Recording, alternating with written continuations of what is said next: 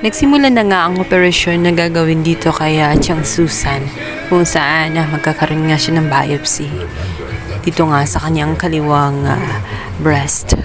Noong una ay parang ayaw ni Chang Susan, ngunit talagang kinumbinsi siya ng kanyang buong pamilya na kailangan nandoon na siya para tuluyan nang mawala ang kanyang nararamdaman.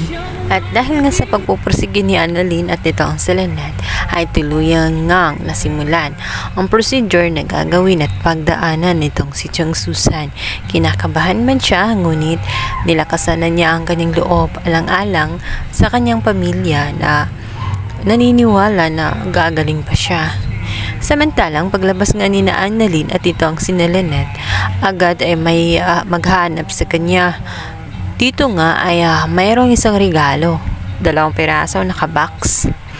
Dito nga ay magugulat sila sa kung anong laman ng regalong yun, sapagkat damit ito na pangpatay. Ang sabi na nag-deliver, ang damit na yun ay para kay Chang Susan.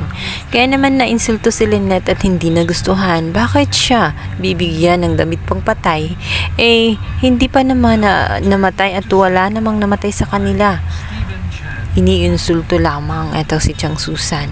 At lalo pang nanggalaiti sa galit itong si Lynette matapos matuklasan na ang damit na iyon ay galing pala kay Morgana. Bilang banda, abala naman ang buong board member. Ngayong wala na nga itong si Giselle, pinalayas na nga nitong si Moira. Ay nagbobotation na sila ngayon kung sino ang ipapalit sa posisyon nga nitong si Giselle bilang CEO. Agad naman itong si Madam Chantal ay nirecommend ang kanyang anak.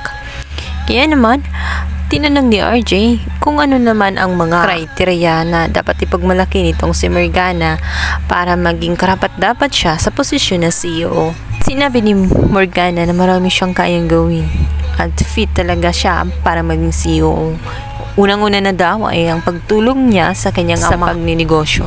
Pinalaborate nito ni RJ kung ano ang mga yon. Pwede ba niyang isa-isahin? Ngunit bago pa man niya masabi ang lahat ay biglang sumambat itong si Madam Chantal at sabihin, at sino naman sa palagay niya ang maging CEO? Siya ba daw si RJ? At may isang nagsalita at sinabi nito na well recommended talaga itong si RJ dahil bukod sa matagal na siya sa ospital na yon ay doktor siya at fit na fit siya sa posisyon na yun dahil na rin sa mabuti ang kanyang reputasyon sa lahat. Bagay na tinututulan ni Morgana. Dito na nagsalita si RJ na kailangan ang magiging CEO ay magiging mukha ng Apex, kung saan dapat ito maging huwaran para madaling magguro ang Apex. Kung pa ni RJ, may kakayahan siya at may katangian siya ng pagiging kalmado, which is kailangan sa isang mamumuno, di lang isang CEO.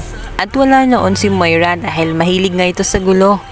Si Moira ay hindi niya matatanggap na si RJ ang maging CEO, kung kaya't nagsalita pa siya at sinabi na sino naman daw magtitiwala pa sa kanya matagal na daw ang mga tao ay may ayaw sa kanya. Subalit magugulandang naman itong si Moira or Morgana dahil biglang nangang darating itong si Lynette na galit sa ginawa niya at pilit nangang ipinapasuot sa kanya ang damit na kanyang binigay sana kay Chang Susan. At si Morgana, ininsulto pa nga niya itong si Lynette kung gusto pa din ba daw niyang maging CEO at bakit naroon siya sa board meeting nila ang lahat. Ngunit sinabi ni Lynette na wala siyang kabalak-balak na maging CEO. Nandun lamang siya upang ibalik ang regalo na binigay niya sa kanyang Chang Susan. At kung pinapangarap niya na maging CEO ay hindi niya deserve at hindi siya karapat-dapat. Dahil ito ba daw ang pipiliin nila ang ganitong ugali kung saan ang isang pasyente ay hindi pa naman na mamamatay ay parang wini-wish na nga na mamamatay dahil binigyan ito ng damit na pamburol. Ganong uri ba daw ng CEO ang kanilang dapat ibuto? Kaya naman ang mga ka-board member ay nagsilayasan na nga at iniwan si Moira. Hindi may itsura ang mukha nga nitong si Moira matapos gawin ni Lynette ang kahiyahiyang eksena sa harapan ng mga kanyang ka-meeting.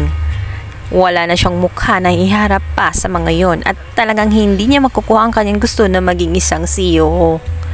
Tinawanan din siya nitong si RJ.